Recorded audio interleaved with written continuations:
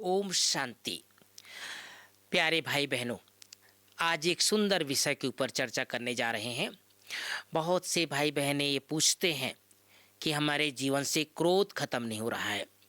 खान पान की शुद्धि हो गई, अमृत बेला उठ भी जाते हैं, रोज मुरली भी सुनते हैं, लेकिन ये पुराने संस्कार जो क्रोध के संस्कार हैं, जन्म जन्म के संस्कार हैं, वो ख़त्म नहीं होते हैं। यदा कदा कभी बच्चों के ऊपर, कभी पड़ोसी के ऊपर, कभी जिनके साथ हम कारोबार में आते हैं उनके ऊपर, कभी अपने छोटे के ऊपर, कभी बड़े के ऊपर क्रोध आ जाता है। कारण क्या है आखिर, और इस पर विजय कैसे पाया जा सकता है?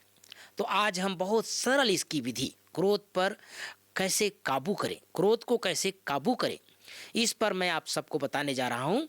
जो हमारे जीवन के जो 7 दिन होते हैं भाई बहनों, सप्ताह के 7 दिन होते हैं, तो ये 7 दिन के लिए 7 छोटे छोटे संकल्प, जैसे मान लो सोमवार को शुरू कर सकते हैं। सोमवार को सुबह उठते ही, आँख खुलते ही बाबा को गुड मॉर्निंग करने के बाद इतना ही संकल्प करो, आज सोमवार है, मुझे सारा दिन सोमरस पीना है और सोमरस पिलाना है, इसलिए मुझे क्रोध नहीं करना है।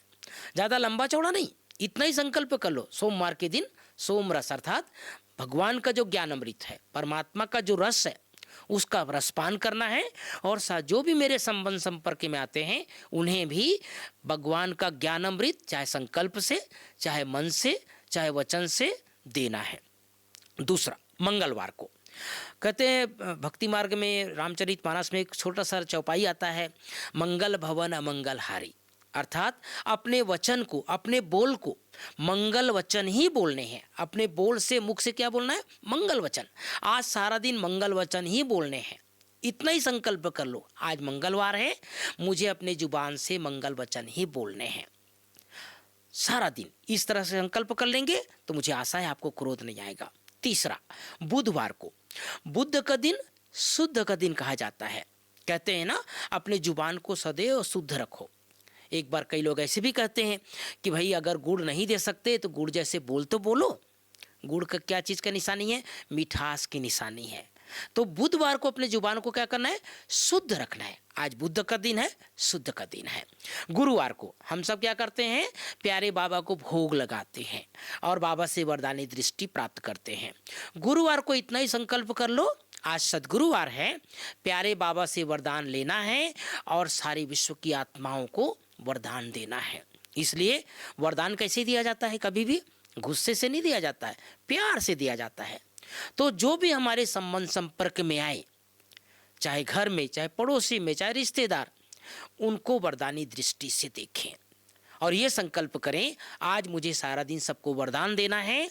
मेरे सामने कितनी भी परीक्षा आ जाए, कितनी बातें आ जाए, क्रोध नहीं करना है। शुक्रवार, सबका शुक्रिया अदा करें। कई बार ऐसा होता है कि हम किसी का तो शुक्रिया अदा करते हैं, लेकिन अगर हमारे साथ किसी ने कुछ गलत किया है, चाहे बचपन में, चाहे बीच में, चाहे जवानी में, जाने अनजाने, तो हम बातें उसको पकड़ के रखे रहते हैं।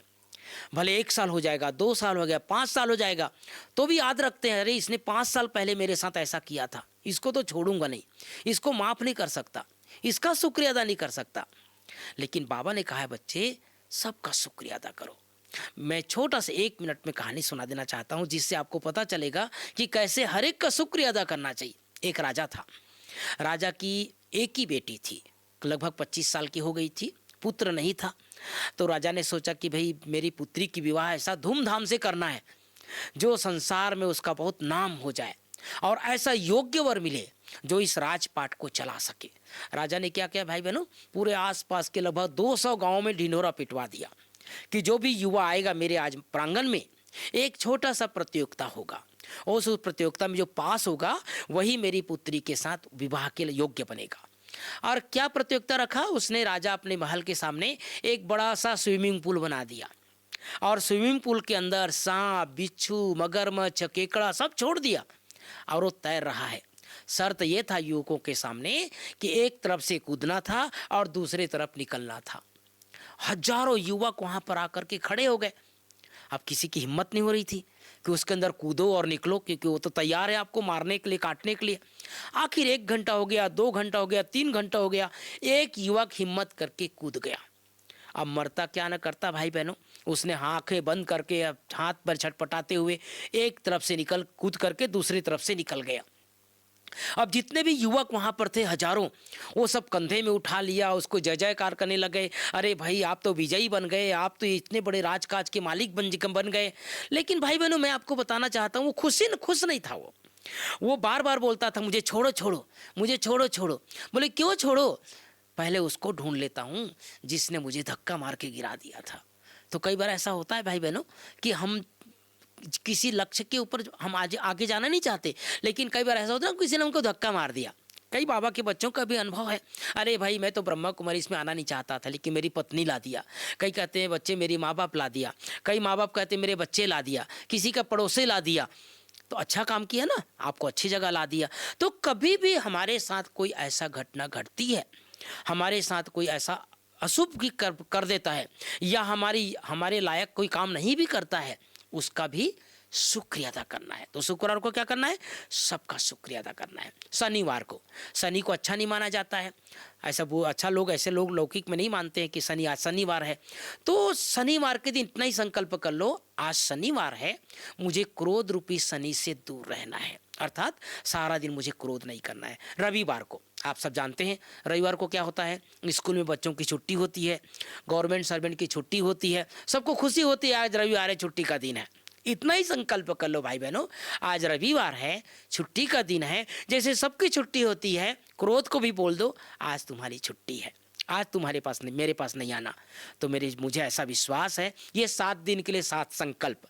सोमवार को सोमरस पीना है, सोमरस पिलाना है। मंगलवार को मंगल वचन ही बोलने हैं। बुधवार को अपनी जुबान को शुद्ध रखना है।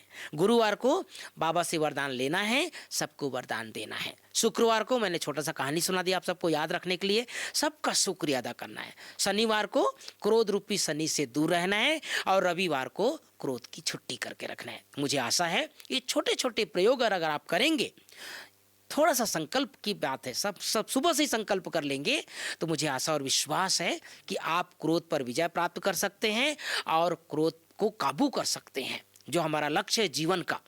बाबा ने कहा है बच्चे, काम और क्रोध आत्मा का शत्रु है?